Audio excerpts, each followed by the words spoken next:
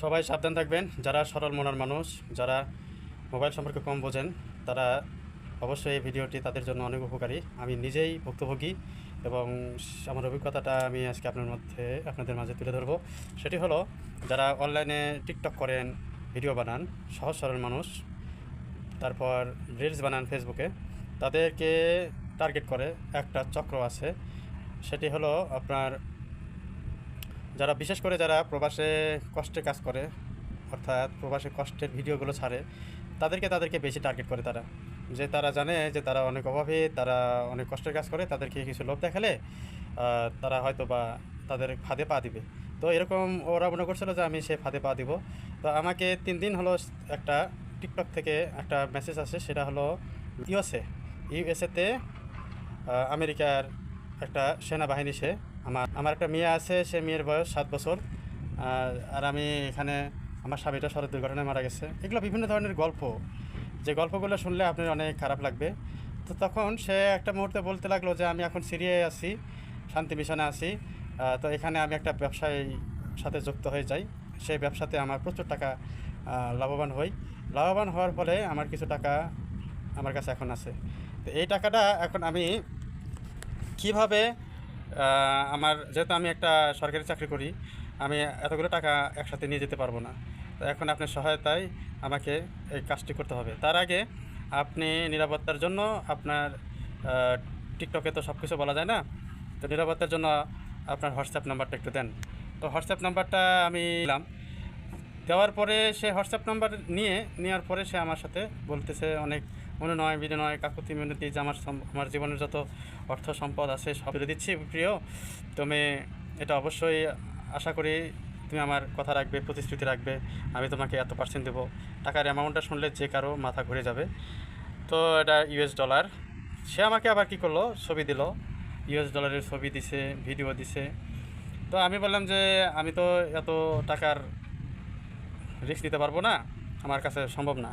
তো ও আরও বুঝে পড়লো যে সে একদম একটা সহজ সরল বোকা বাতাই মার্কা লোক, হয়তো বা তাছাড়া এরকম প্রশ্ন করে কেন। তারপর সে আরও বলতেছে যে আপনি দয়া করে এই কাজটি আমার সাথে করেন, আপনার লাভ হবে, সাথে আমিও লাভবান হব। আমি এখানকার কাজ করবো না, এখানে অনেক রিক্স, যে কোনো টাইমে শান্তি মিশন রক্ষায় আছে, সবসময় সন্ত্রাসী আসে। এদের সাথে যুদ্ধ করতে করতে আমি যদি মারা যায়, আমার বললাম যে দেখি আমি কারোর সাথে কথাবার্তা বলে যদি হয়, আমি এতগুলো টাকার রিস্ক তো আর আমি একা নিতে পারি না।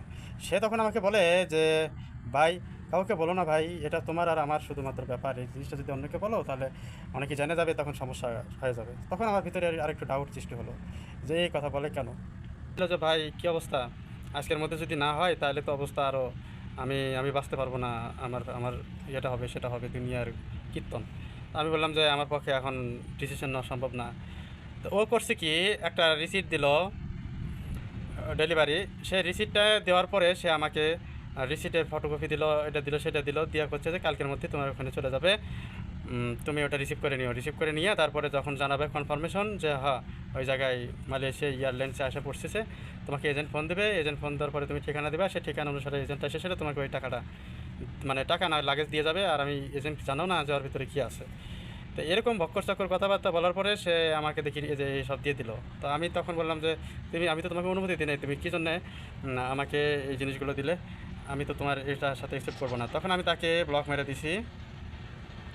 ব্লক মারার পরে আজকে সকালবেলা আবার দেখি যে আর এক বাটপার এখান থেকে মেসেজ দিছে যে আমার নাম জুনজিৎ, আমি তোমার এখানে তোমার মাল পৌঁছে গেছে, তুমি 2000 রিঙ্গিত নিয়ে তারপরে তোমার এই মালটা নিয়ে চলে যাও পার্সেল।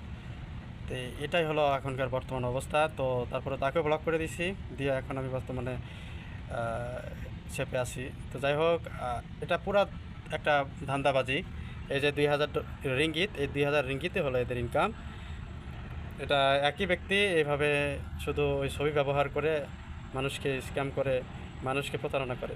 তো আশা করছি যে আপনারা সবাই এই প্রতারিত হবেন না, সবাইকে বলবেন, সবাই শেয়ার করে দিবেন যদি কারো ভালো লাগে, কারো উপকারে আসে। অবশ্যই অনলাইনে কেউ কোনো টাকা বা কোনো গল্প, অনেকেই বিশেষ করে কেউ বলে যে আমি আর্মি, আমি বিধবা, আমি আমার এই হয়েছে সে হয়েছে, এগুলো দুনিয়ার নানান কীর্তিকলাপ, খালি গল্প আর গল্প। এই গল্প শুনে অনেকেই আবার মন গলে যায়, তারপরে বিপদে পড়ে। শুধু এই বিপদে অনেক ঘটনা ঘটছে বিধেই তারা এই কাজগুলো করতে পারছে। তো দয়া করে আপনারা সবাই ভালো থাকবেন, এসব কর্মে লিপ্ত থাকবেন না। যখনই বলবে সাথে সাথে ওদের ব্লক মেরে দেবেন, ওদের সাথে কোনো রিপ্লাই নেই, টাকা বিষয়ে কোনো রিপ্লাই করবেন না ইনশাআল্লাহ। তো ভালো থাকবেন, যদি ভালো লাগে কাউকে দেখার সুযোগ করে দেবেন।